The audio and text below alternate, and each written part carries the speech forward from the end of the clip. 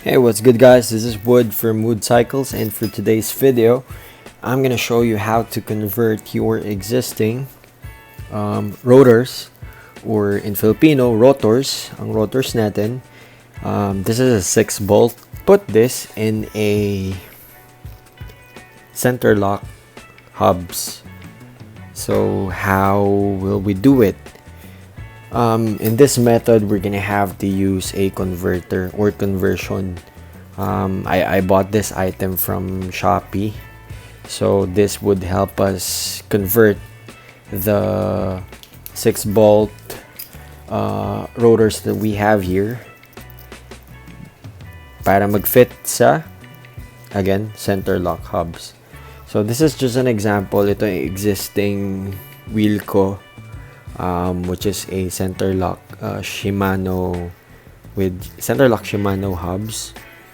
So I have already loosened the thread here for the cap. So tatanggalin natin siya right here.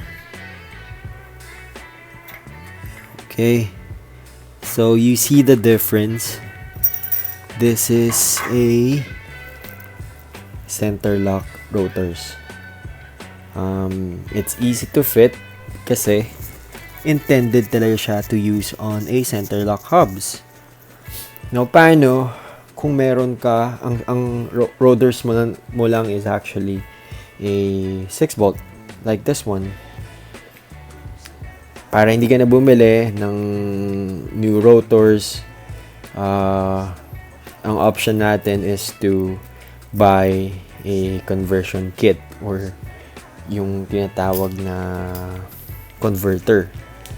So it is consisting of, I think main would be 3 items. So according to the page, ito muna ang ilalagay. So let's try to do it. Meron siyang thread or ridge dito, which means mag-fit siya dun sa centerlock hubs. Try natin siya. Okay, there you go. Then the next step daw is to now put the 6 bolt rotors here. So ayan, i-align lang. There you go. Then the next thing we need to put here is this one. So make sure the markings or yung ridges niya is facing outside or facing you when you install it, kasi there's a difference for the two sides. Okay, so this is smooth, and then for this one it has a pattern. I think this is for it to fit with the cap. Yeah, so once you put this in,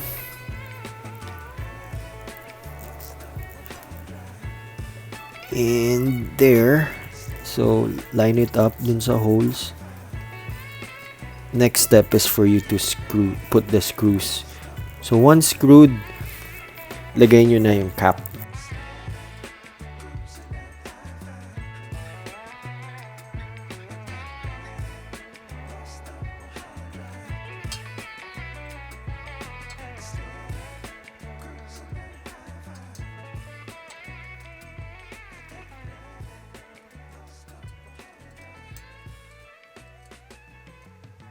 Okay, now we're done with the screws.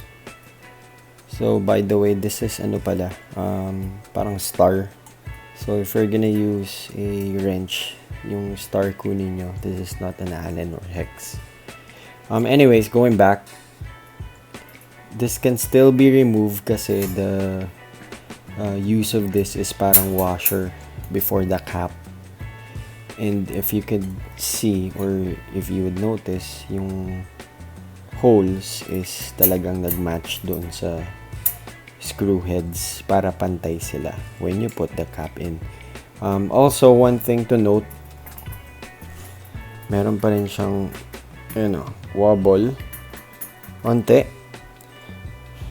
it's okay kasi ang mag-fix niyan is yung cap. So ilagay na natin siya. That will reduce or maybe remove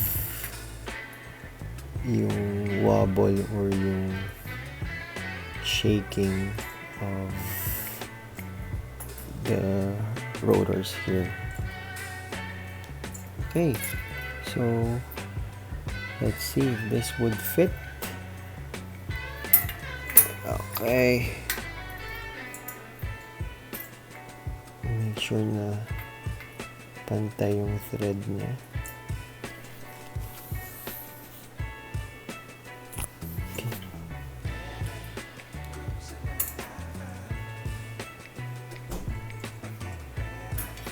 Okay, you might need to use this. Now the tool, you need to have this tool so you can tighten it.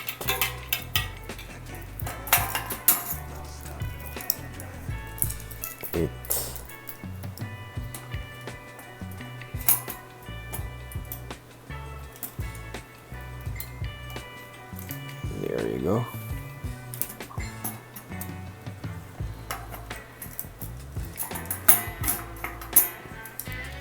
Sorry kung medyo sloppy. I'm only using one hand because I'm using the other one for my phone or camera. Okay, konting tighten pa and I think we're good to go.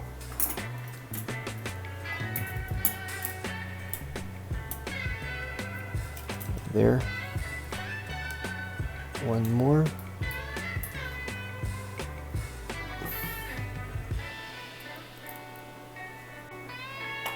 One last push. Medyo maigpit na. I think that's it. Let's see kung may alog pa.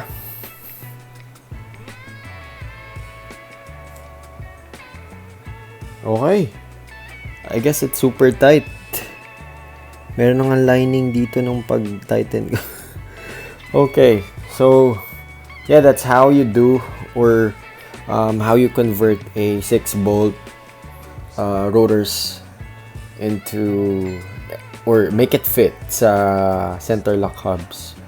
You don't have to buy new rotors kasi it's very expensive. If you would purchase the original or yung branded ones, it's expensive. You just have to buy a converter and iwas clutter na rin kesa dalawa yung rotors that you have here. Okay, so I hope I was able to share some knowledge and help you out with your purchase decision. If you would want to buy this, you can just search in Lazada or Shopee for a 6-bolt converter to centerlock rotors. Right, and that's it for this video. Please do not forget to hit the thumbs up and subscribe to my channel. My name is Wood and this is Wood Cycles. I will see you all in the next video. Peace.